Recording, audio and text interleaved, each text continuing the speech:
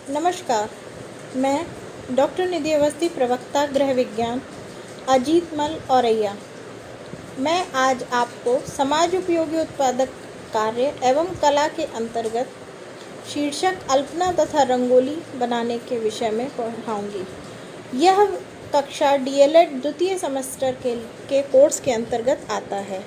इसे पढ़ाने के उद्देश्य इसके शिक्षण से प्रशिक्षु भारतीय कला से परिचित हो सकेंगे। प्रशिक्षु फर्श सज्जा की कला से परिचित हो सकेंगे। प्रशिक्षु अल्पना तथा रंगोली के अंतर से परिचित हो सकेंगे। प्रशिक्षु समाज उपयोगी उत्पादक कार्य विषय की उपयोगिता से परिचित हो सकेंगे। प्रशिक्षु रंगोली बनाने की कला से विस्तार से परिचित हो सकेंगे। प्रस्तावना। सुंदरता वह तत्व अथवा गुण है जो इंद्रियों से आनंदित करता है तथा आत्मा को उच्च अनुभूति देता है।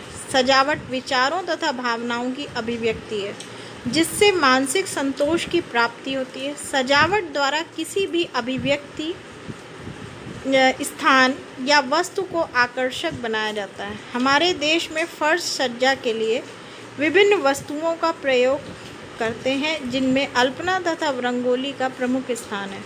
विभिन्न त्योहारों, अवसरों तथा फर्श पर विभिन्न तरीकों से अल्पना व रंगोली बनाई जाती है। अल्पना या रंगोली का अर्थ। अल्पना शब्द संस्कृत भाषा के अलंबिना शब्द से बना है जिसका अर्थ कलात्मक भाव है। अल्पना शब्द आलेपन शब्द से भी बना है जिसका अर्थ है चावल के लेप को अंगुलियों के माध्यम से किया जाने वाली कलात्मक चित्रकारी। इतिहास। अल्पना विभिन्न रंगों से बनी भारतीय कलाकृति है। भारत में पौराणिक काल से ही मांगलिक अवसरों व उत्सवों पर घरों में चावल, हल्दी, आटा, रंगीन लकड़ी के बुरादे, रंगों, फूलों से अल्पना बनाई जाती है। सभ्यता के विकास से अल्पना तथा रंगोली के आलेखनों में भी प्रगति हुई है। अल्पना का प्रारंभ सर्वप्रथम बंगाल में हुआ। दक्षिण भारत में इसका प्रचलन पर्याप्त रूप से हुआ है। वहाँ कर्नाटक में इसे रंगोली, आंध्र प्रदेश में मुग्गू नाम से जानते हैं। लोग बिंदुओं, रेखाओं, उंगलियों से सूखे चावल के आटे से इसे बनाते हैं। गुजरात, महाराष्ट्र तथा मध्य प्रदेश में भी इसे रंगोली के नाम से जानते हैं जिसमें डिज़ाइन की रेखाएं खींची जाती हैं और सूखे रंगीन पाउडर से भर दिया जाता है। अल्पना तथा रंगोली में अंतर। अल्पना में जल का प्रयोग किया जाता है, इसे रस चित्र भी कहते हैं। अल्पना बनाते समय धरातल को दोहरी पंक्ति से बनाना चाहिए। अल्पना पिसे हुए चावल के घोल व गीले रंगों से बनाई जाती है। प्रायः सफ़ेद रंग की होती है। नमूने प्रायः प्रकृति आधारित होते हैं। पृष्ठभूमि फर्श होती है तथा डिज़ाइन को पूरे भरने की आवश्यकता नहीं होती है। रंगोली में सूखे रंगों का प्रयोग किया जाता है, इसे धूल चित्र कहते हैं। रंगों का उचित चुनाव व संयोजन करना चाहिए। धरातल खाली नहीं छोड़ना चाहिए, रंगों से भर देना चाहिए। समय बचाने के लिए स्टेंसिल आदि का भी प्रयोग किया जा सकता है। नमूने फूल, पत्ती, जानवर, पक्षी व ज्यामिति होते हैं। सामग्री।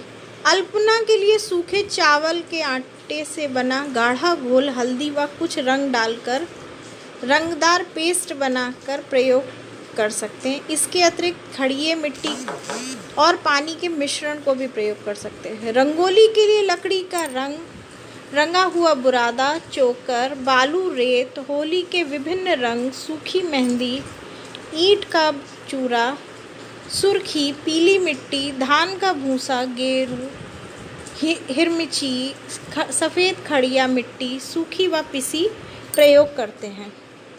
रंगोली या अल्पना बनाने के सिद्धांत। अल्पना के नमूने को बाहर की तरफ झालर से बनाना चाहिए क्योंकि झालर महत्वपूर्ण होती है। बाहर को 2 लाइनें होनी चाहिए। ये लाइनें बार बार दोहराई जानी चाहिए। यह पदार्थ अथवा पेस्ट बनाएं तो खाली ज़मीन दिखनी चाहिए, ज़मीन को पूरा ढकना नहीं चाहिए। रंगोली के रंग सूखी अवस्था में ही प्रयोग करने चाहिए। गहरे रंगों को बाहर की तरफ प्रयोग करना चाहिए। लकड़ी के बुरादे का अगर प्रयोग कर रहे हैं तो उसे थोड़ा गीला कर लेना चाहिए, इससे नमूने में सुंदरता आती है। इस प्रकार हम देखते हैं कि वर्तमान समय में इन पारंपरिक प्रक्रियाओं के अतिरिक्त गीले रंगों से फर्शों पे परमानेंट डिज़ाइंस बना ली जाती हैं। इनमें रंगों के मेल के साथ उसमें सूखे पाउडर आदि को भरकर उनको फ्रेश डिज़ाइंस में परिवर्तित कर लिया जाता है। विभिन्न अवसरों पे विभिन्न प्रकार आकार की अल्पना अथवा रंगोली के साथ फर्श को सजाया जाता है। प्राचीन काल में अल्पना तथा रंगोली सीधी रेखाओं से बनाई जाती थी, पर आधुनिक काल में ये नमूने चौकोर, त्रिकोण तथा गोलाकार में बनाए जाते हैं। आधुनिक समय में अल्पना तथा रंगोली को मिलाकर नमूने बनाए जाते हैं जो देखने में मनोरंजक एवं आकर्षक लगते हैं। वास्तव में अल्पना तथा रंगोली गृह सज्जा का बहुत ही सुंदर तथा सस्ता ढंग है। इनके प्रयोग से पुराने फर्श सुंदर व आकर्षक बन जाते हैं। रंगोली तथा अल्पना के विषय में विस्तार से पढ़ने पर स्पष्ट है कि भारत में यह एक कलात्मक कला है जिसका विस्तृत रूप में प्रयोग किया जाता है। अब मैं आपको भारत के विभिन्न प्रांतों में रंगोली या अल्पना के नामों और उनके कुछ नमूने डिज़ाइन से परिचित कराती हूँ। सबसे पहले बंगाल की अल्पना, जो गीले चावल के आटे से बनाई जाती है, जिसमें मुख्यतः सफ़ेद रंग का प्रयोग होता है। बंगाल की ही अल्पना के समान उड़ीसा में भी इसी प्रकार अल्पनाएँ बनाई जाती हैं। आंध्रा में इसे मुग्गू बोलते हैं, तेलंगाना में भी इसे मुग्गू ही बोलते हैं। यह बिंदुओं के क्रम में बनाई जाती हैं। मध्य में एक बिंदु लेकर इसके आसपास समान संख्या वाले बिंदुओं को रखकर रेखाओं से मिलाया जाता है। ये 32, 34, 36, 38 इस प्रकार बिंदुओं की संख्या के आधार पर निर्मित की जाती हैं। गुजरात, रंगीला गुजरात, जहाँ रंगोली अत्यधिक व्यापक रूप में बनाई जाती है। उत्सवों में, त्योहारों में तथा सामान्य रूप से घर के बाहर सजाने में ये रंग बिरंगी रंगोलियाँ होती हैं, जिनमें अधिक चटकीले भड़कीले रंगों का प्रयोग किया जाता है।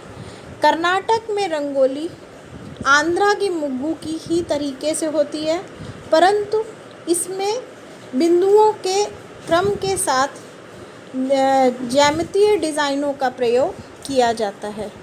महाराष्ट्र में रंगोली गुजरात के और आंध्र के प्रभाव से महाराष्ट्र में भी रंगोलियों का अत्यंत मुख्यता से प्रयोग किया जाता है। फर्श सज्जा में गुड़ी पाड़वा पर्व की डिज़ाइन तथा गणपति पूजन की डिज़ाइन को मैंने यहाँ प्रस्तुत किया है।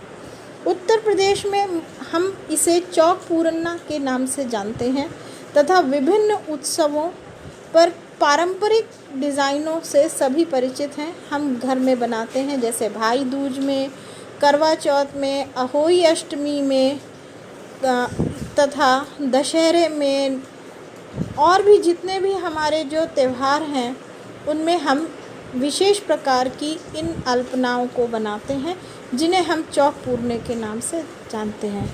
धन्यवाद। इस वीडियो में मैंने आपको अल्पना तथा रंगोली से परिचित कराया तथा अल्पना तथा रंगोली को बनाने की प्रक्रिया, किन साधनों का प्रयोग हम कर सकते हैं घरेलू स्तर पर, इसके बारे में मैं आपको अपनी अगली कक्षा में परिचित कराऊंगी। नमस्कार।